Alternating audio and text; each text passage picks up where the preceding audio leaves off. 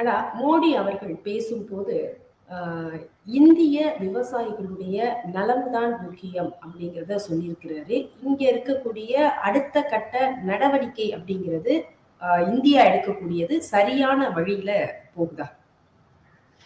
ஓ!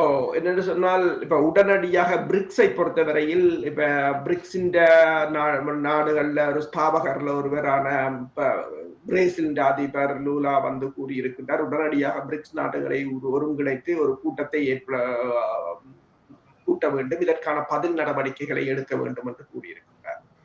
BRICS இன்னும் மிகப்பெரிய அளவில் வளரவில்லை.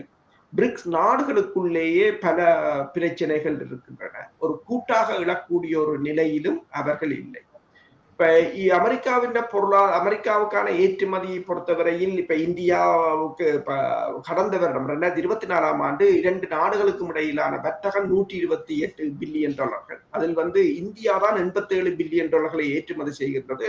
$41 பில்லியன் அமெரிக்காவிலிருந்து இறக்குமதி செய்கின்றது பொருட்களை. ஆனால் 2030ஆம் ஆண்டு இதனை $500 பில்லியன் அதிகரிக்க வேண்டும் என்ற ஒரு டார்கெட் தான் அவர்களிடம் இருந்தது. ஆனால் இப்போ இந்த ஏற்றுமதி பொருட்கள் இந்த விலை அதிகரிக்குமாக இருந்தால், உதாரணமாக பார்த்தீங்கன்னு சொன்னால் காம்படிட்டர்ஸ் அதிகம். இப்ப வியட்நாமாக இருக்கலாம், பாகிஸ்தானாக இருக்கலாம், இந்தோனேஷியாவாக இருக்கலாம், பிலிப்பைன்ஸாக இருக்கலாம். இந்த நாடுகள் வரிகள் குறைவு. அப்ப இந்த நாடுகள் இந்த இந்தியாவின் சந்தை வாய்ப்புகளை கைப்பற்றிக் கொள்ளலாம். போட்டிகள் அதிகமாக இருக்கின்றன. அப்ப போட்டிகள் அதிகம் என்று சொன்னால் இனி புதிய சந்தை வாய்ப்புகளை தேடுவது என்பது உடனடியாக ஒரே இரவில் அதை செய்து முடிக்க முடியாது. இதைத்தான் நாங்கள் பல தடவைகள் கூறியிருக்கின்றோம். என்னன்னு சொன்னால் அண்டைய நாடுகளோ ஏனைய நாடுகளுடனான வர்த்தக உறவுகளை நாங்கள் வலுப்படுத்தி கொண்டிருக்க வேண்டும். இப்ப சீனாவுடனான வர்த்தக உறவுகள் பாகிஸ்தானாக இருக்கலாம், பங்களாதேசமாக இருக்கலாம், அல்லது ஆப்கானிஸ்தானாக இருக்கலாம்.